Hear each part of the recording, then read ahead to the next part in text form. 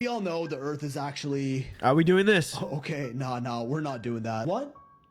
Yeah, Oh, he's asking. I think this guy's normal though. I don't think he's gonna say it's flat. That guy. What is beyond the ice wall of Antarctica? I don't know. Disclaimer, obviously a theory and should be considered for entertainment purposes only. Thank you. This is the ridiculous Earth plane theory, or at least a part of it. Now, personally, I think this map is complete bullcrap. There's just countless evidence that goes against it. Before ever even considering a theory, you always need to look for some sort of tangible proof. And these mysterious blue shards reported in a leak from Antarctic research labs are a little more revealing. They were leaked by this helicopter engineer who was contracted to work at McMurdo Station in Antarctica from 1997 to the year 2000.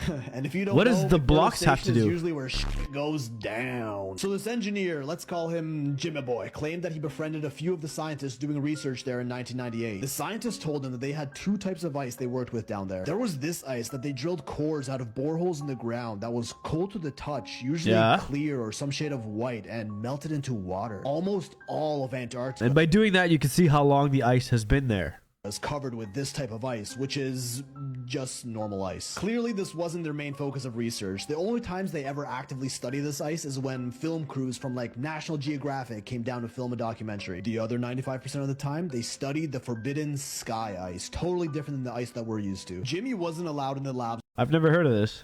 Where they studied sky ice because it was, you know, super duper top secret. But one time, one of the scientists he got close with showed him a piece of the ice, and it was unlike any other matter he's ever seen on Earth. First of all, you couldn't touch it with your bare hands and had to wear your heavy-duty South Pole exploration gloves when holding it because of how cold it was. Secondly, as you could tell, it was this solid, deep blue color, allegedly composed mainly of oxygen, and is why they called it sky ice. And oh man, I haven't even scratched the surface of how deep this goes. Oxygen has a freezing point of about negative 218 degrees Celsius, which is when it turns into a solid, so you'd practically get frostbite just by looking at it. Jimmy held it for a bit with his gloves, of course, noting that it was lighter than regular ice, almost like he could have thrown it up in the air and it would have floated back down. It was also slightly flexible and completely opaque, so you couldn't see through it at all. And it didn't even melt into water when it got warm, but just continually shrank until it ceased to exist, likely turning directly into oxygen gas, which is why they had to study it in Antarctica. They couldn't even transport it to anywhere in the world before it disappeared. The Russians knew about this too, and it's part of the reason they all have research stations down there. After 15 minutes or so, the sky ice was almost completely gone, and Jimmy asks his research friend where they even get this ice from. And this is where it gets interesting, because to that, the scientist replied they get it from the wall. According to him, if you go deep enough, hundreds of kilometers inland from the coast, you'll run into a huge wall in Antarctica that contains this sky ice, the biggest natural structure in the world. This sounds a lot like the infamous ice wall from the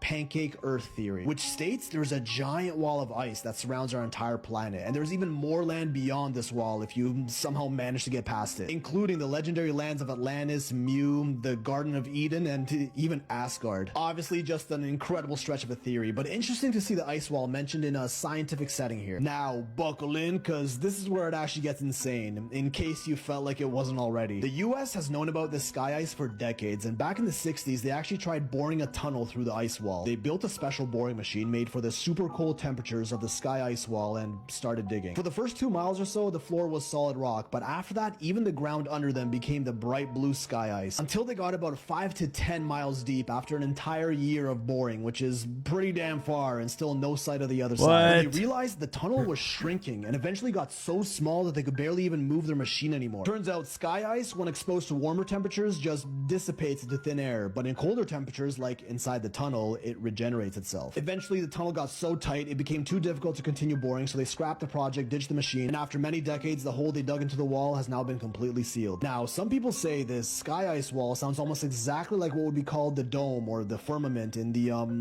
horizontal Earth. Fly over it. Fragments of it, and even the most popular book in the world had something to say about it. Ezekiel 1:26 reads, "And above the firmament that was over their heads was the likeness of a throne, as the appearance of a sapphire stone." Now, whether you believe in the Bible or not, we can all agree it is by definition a historic text that was written sometime in history. Firmament over their heads, appearance of a sapphire stone. I mean, I really don't want to believe this is true. And this guy's name is Phil's Pixel. Let's check him out. Antarctica story is just completely made up, but as always, what if?